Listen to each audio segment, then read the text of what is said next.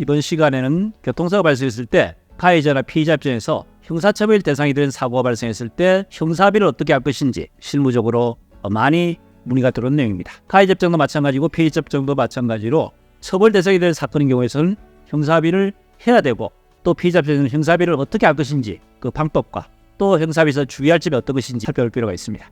교통사고 발생했을 때는 교통사고 특례법상의 반의사 불벌죄라는 것이 있습니다. 피의자 의사에 반해서 가해자 처벌할 수 없다. 이 내용은 종합보험에 가입되어 있으면 일정한 사고를 제외하고는 형사처벌 대상이 되지 않는다는 이야기입니다. 일정한 사고라는 것은 사망사고, 맹설의 사고, 또 12개 항목사고, 그 다음에 마지막으로 중상의 사고. 이 경우는 형사처벌 대상이 되는 사건이 이 경우를 제외하고는 종합보험에 가입되어 있으면 형사처벌 대상이 되지 않는다 하는 사실입니다. 피의자 입장에서는 형사처벌 대상이 되는 사고 발생했을 때 뭘부터 판단하고 뭘부터 알아봐야 될 것인지 그것은 가해 운전자가 운전자 보험에 들어있는지를 살펴봐야 됩니다. 운전자 보험에 마음에 들어있다면 가해자 입장에서는 변호사 비용 지원도 될 뿐더러 형사합의금 지원도 처리 지원금이 되기 때문에 피의자 입장에서는 일단 우선 가해자 운전자 보험에 들어있는지 확인할 필요가 있습니다. 운전자 보험에 들어있다면 운전자 보험회사에서 형사합의서가 들어가면은 가해자 직접 합의금을 지급하는 것이 아니고 가해자가 피해자에 직접 도리 지급하는 형태로 이루어집니다.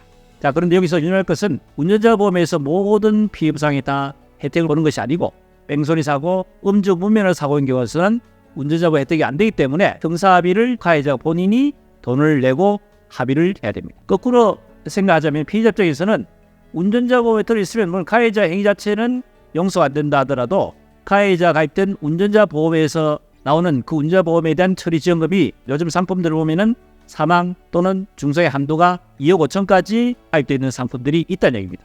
그렇다면은 금전적인 한도 범위 내에서 운전자 보험으로 형사합의 받을 수 있다는 것이 확인된다면은 한 번쯤은 형사합의를 생각해볼 수 있다는 얘기죠. 그런데 운전자 보험에 가입되었더라도 뺑소니 사고라든지 음주 무면허 사고인 경우에서는 운전자 보험에 혜택이 안 되기 때문에 형사합의가 쉽지가 않다는 이야기입니다. 그래서 말씀드리자면 운전자보험에 들어있는지 여부 확인하고 운전자보험에 들어있더라도 그 사고가 음주, 무면허, 뺑소니 사고인지 여부를 유념하실 필요가 있다 하는 말씀드립니다. 그 다음에 한 가지 부연해서 말씀드리겠습니다.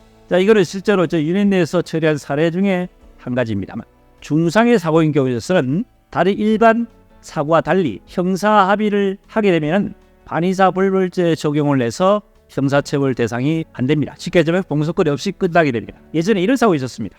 피해자가 어린아이가 교통사고로 식물인간에 처해진 상황이 있습니다. 이것이 중상에 해당되기 때문에 사고 내용 자체는 일반적인 부단횡단 사고입니다.